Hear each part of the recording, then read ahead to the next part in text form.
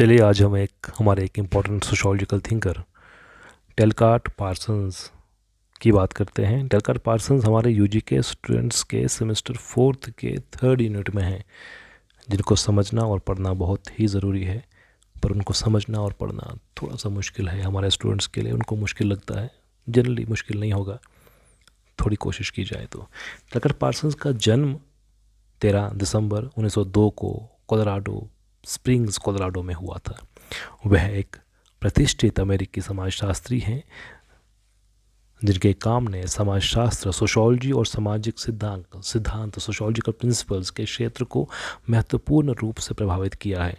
उनका जीवन और करियर बौद्धिक जिज्ञासा, विद्वता के प्रति समर्पण और समाजशास्त्री विचारों के विकास पर गहरा प्रभाव चिन्हित करता है।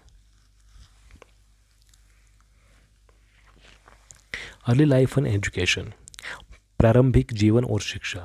डेलकार्ट पार्सन्स का जन्म एक सुशिक्षित और सामाजिक रूप से जागरूक परिवार में हुआ था। उनके पिता Edward Smith Parsons Colorado college में अंग्रेज़ी के प्रोफेसर थे और उनकी मां मैरी आगस्टा इंग्रेसोल एक प्रगतिशील और राजनीतिक रूप से सक्रिय महिला थी। बौद्धिक चर्चाओं और अकादमिक गतिविधियों में पार्सन्स की शुरुआती प्रदर्शन ने सोशोलॉजी में उनकी बाद के रुचि की नींव रखी, फाउंडेशन रखी।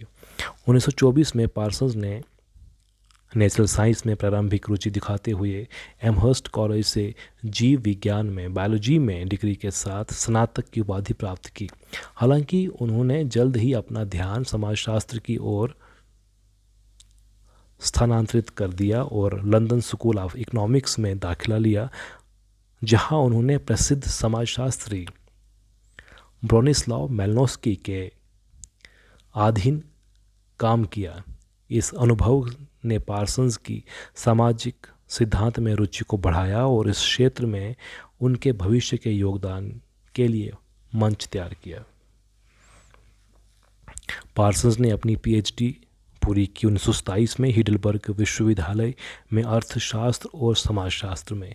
The structure of social action, इस शीर्षक वाले उनके शोध प्रबंध ने सामाजिक प्रणालियों यानी सोशल सिस्टम्स की जटिलताओं और व्यक्तिगत और सामूहिक व्यवहार के परस्पर क्रिया में उनकी बौद्धिक यात्रा की शुरुआत को चिन्हित किया।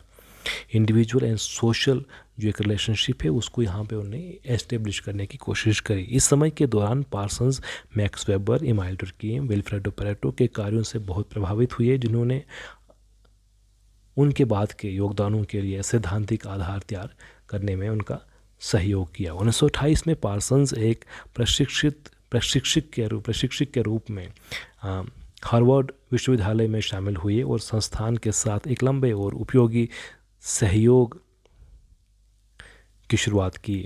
अगले कुछ दशकों में वह अकादमिक रैंक में आगे बढ़ते गए। अंततः 1937 में पूर्ण प्रोफेसर बन गए। हार्वर्ड में उनके शिक्षण और अनुसंधान ने समाजशास्त्रियों की अगली पीढ़ी को आकार देने और उन्हें क्षेत्र में एक अग्रणीय व्यक्ति के रूप में स्थापित करने में महत्वपूर्ण भूमिका निभाई। डेलकार्ट पार्सन्स से जुड़े कुछ इंपॉर्टेंट वर्क्स, उनकी इंपॉर्टेंट कंट्रीब्यूशंस ये हैं। The structure of social action 1937 में, ये पार्सन्स का पहला प्रमुख कार्य था और इसे उनके समाजशास्त्रीय सिद्धांत सोशोलॉजिकल प्रिंसिपल्स के विकास में एक मूलभूत पाठ माना जाता है। इस पुस्तक में उन्होंने विभिन्न सामाजिक सिद्धांतकारों के विचारों को संश्लेषित किया और सोशल सिस्टम में व्यक्तिगत और सामूहिक क्रियाओं को समझने के महत्व पर जोर देते हुए क्रिया सिद्धांत यानी सोशल एक्शन की थ्योरी को एस्टेब्लिश किया। द सोशल सिस्टम 1951, इस काम में पार्सन्स ने अपने पहले के विचारों को विस्तार किया और सामाजिक सिस्टम, सोशल सिस्टम का एक व्यापक सिद्धांत विकसित किया। एसेज इन सोशोलॉजिकल थ्योरी, ये एसेज का एक संग्रह था। इसमें पार्सन्स के सैद्धांतिक ढांचे की ओर पड़ताल करता है। इसमें सामाजिक संरचना, समाज की अवधारणा और सिद्धांत और अनुभवजन्य अनुसंधान के बीच संबंध जैसे विषयों पर निबंध एसेज हैं वो शामिल हैं। Towards general theory of social action 1951 में एडवर्ड शिल्ड्स के साथ इस सहयोगात्मक कार्य का उद्देश्य सामाजिक कार्रवाई का एक व्यापक सिद्धांत विकसित करना था। इकोनॉमी एंड सोसाइटी जो 1956 में पब्लिश हुआ, पार्सन्स और स्मेल्सर ने इस खंड का सह संपादन किया जिसमें आर्थिक और सामाजिक सिस्टम के बीच संबंधों पर निबंध शामिल हैं। The system of modern societies 1971। अपने बाद के काम में पार्सन्स ने अपने विचारों को परिष्कृत और विस्तारित करना जारी रखा। आधुनिक समाज की प्रणाली, the system of modern societies, आधुनिक समाजों की गतिशीलता की पड़ताल करती है जिसमें परिवर्तन, विकास और अनुकूलन से संबंधित मुद्दे शामिल हैं।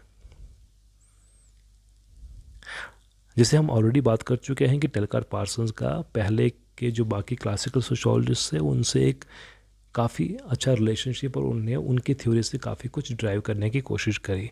अगर सीधी तरीके से देखा जाए तो एक पॉजिटिविज़म और इंटरेक्शनिज़म जो दो अलग फील्ड्स हैं सोशोलॉजी में, जो मैक्रो और माइक्रो जो एलिमेंट्स हैं, मैक्रो और माइक्रो जो सोशोलॉजी है, उनके बीच जो एक खाई थी, उनके बीच की जो एक दूरी थी, जिसको लिंक करने का काम जो है वो पार्सन्स करते हैं।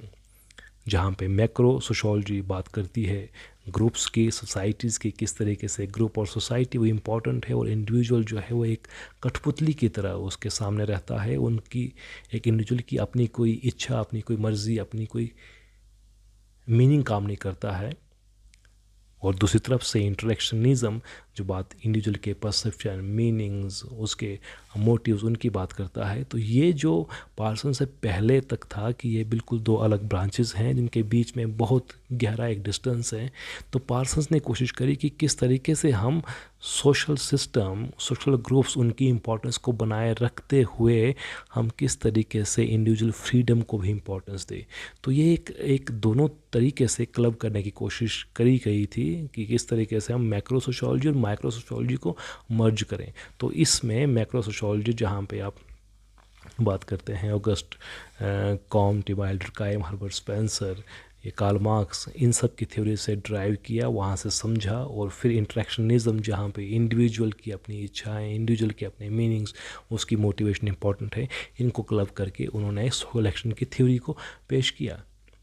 तो यहाँ से वो अगर देखा जाए तो क्लासिकल सोशोलॉजी से इंस्पायर्ड है, उनकी थ्योरी से ड्राइव करते हैं और कुछ एक नई अपनी संरचना जो है वो पेश करते हैं, एक नई थ्योरी जो है वो सामने लाते हैं। जबकि पार्सन्स ने इन शास्त्रीय समाजशास्त्रियों से प्रेरणा ली, यह ध्यान रखना महत्वपूर्ण है कि उन्होंने अपना विशिष्ट सैद्धांतिक ढांचा भी विकसित किया। वो क्योंकि वो स्ट्रक्चरल फंक्शनल थ्योरिस्ट हैं, और स्ट्रक्चरल जहाँ पे वो एक मानते हैं कि सिस्टम जो है, स्ट्रक्चर जो है, उसके पार्ट्स रहते हैं, वो पार्ट्स जो हैं वो कंट्रीब्यूट करते हैं स्टेबिलिटी और कोऑर्डिनेशन ऑफ द सिस्टम में।